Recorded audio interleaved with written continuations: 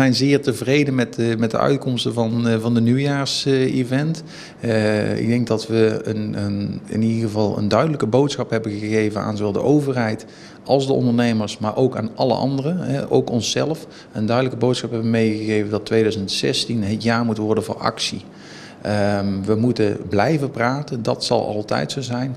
Maar de actie moet hem voornamelijk volgens de Kamer van Koophandel zitten in enerzijds goede en concrete plannen. Het masterplan en het strategisch toeristisch plan. Dat zijn twee essentiële elementen die op de meest korte termijn moeten komen.